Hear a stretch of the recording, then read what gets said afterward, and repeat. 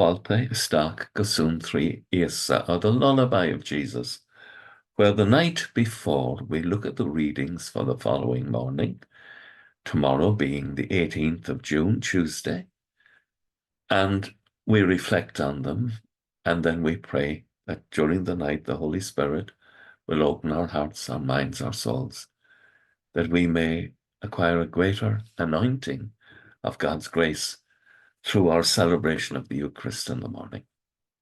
First reading tomorrow is taken from the first book of Kings, chapter 21, 17 to 29. And it's the story of, first of all, how the terrible death of Ahab is foretold by the prophet Elijah.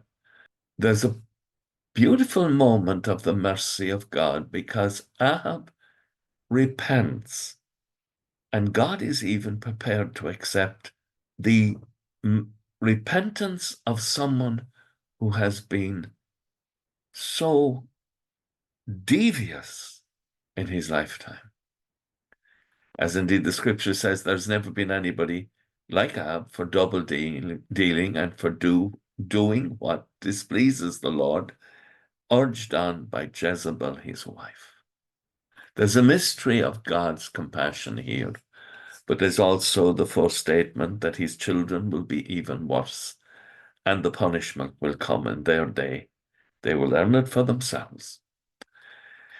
The psalm tomorrow, Psalm 51, have mercy on us, O Lord, for we have sinned. Have mercy on me, God, in your kindness, in your compassion, blot out my offense. O wash me more and more from my guilt and cleanse me from my sin. And this is what the Lord does for us. He cleanses us from sin. And then the gospel tomorrow, chapter 5, verses 43 to 48. You've heard it said in the past that you must love your neighbor and hate your enemy. But I say this to you, pray for those who persecute you. In this way you will be sons of your Father in heaven. And of course, the one who does this to perfection is Christ as he dies on the cross. And he prays, Father, forgive them. They know not what they do. And he is the image of the Father. And if we are to be like the Father, then we have to be prepared to ask the Holy Spirit to come and to enable us to forgive like this. This is extraordinary, that we are called to live in this world in union with the Holy Trinity.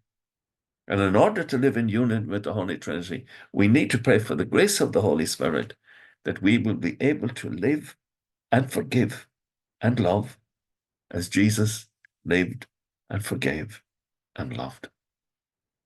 It is beyond our power to do this. But with God, nothing is impossible. May God be on our side. With thoughts such as these, let us go to our beds and let us pray that we shall indeed awaken in the morning with the praise of God on our hearts and on our lips. Agus gamanadia lagokta shiv ahal mak agus spirit nave. Amen. Slán go fóill. Bye for now.